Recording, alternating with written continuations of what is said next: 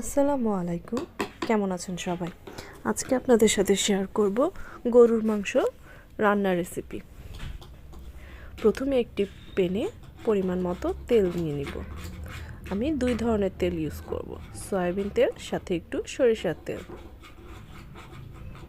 তারপরে তাতে দিয়ে দিব পরিমাণ মতো গরম মশলা।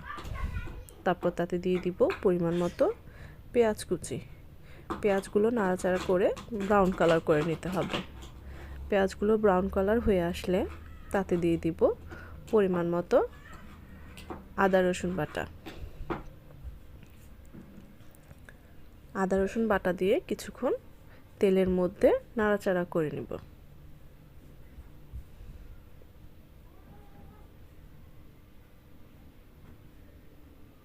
তারপর তাতে দিয়ে দিব পরিমাণ মতো লবণ,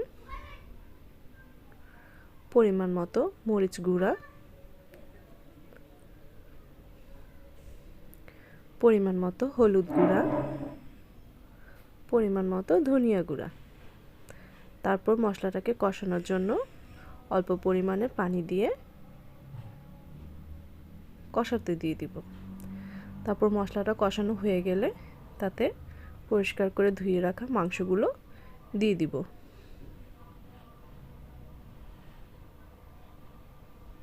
মাংসগুলো দিয়ে ভালোভাবে নাড়াচাড়া করে কিছু সময়ের জন্য কষানোর জন্য ঢাকনা দিয়ে ঢেকে রেখে দিব।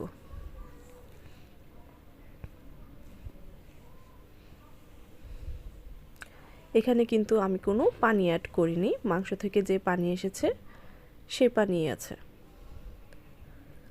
তারপর কিছুক্ষণ নাড়াচাড়া করে আরও ভালোভাবে কষানোর জন্য রেখে দিব। তারপরে যখন এরকম তেল বের হয়ে আসবে মাংস থেকে, তখন আগে থেকে কুটে ধুয়ে রাখা আলুগুলো দিয়ে দিব। তারপর একটু নাড়াচাড়া করে কিছুক্ষণের জন্য কষানোর জন্য রেখে দিব।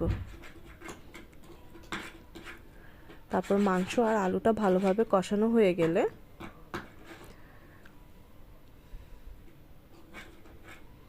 তাতে পরিমাণ মতো ঝোল দিয়ে দিব।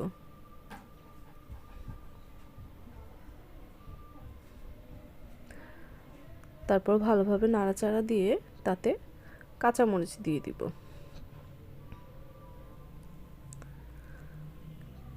তারপর মাংসগুলো সেদ্ধ হওয়ার জন্য কিছুক্ষণের জন্য ঢেকে দিব। মাংসগুলো সেদ্ধ হয়ে আসলে তাতে পরিমাণ মতো জিরার গুঁড়ো দিয়ে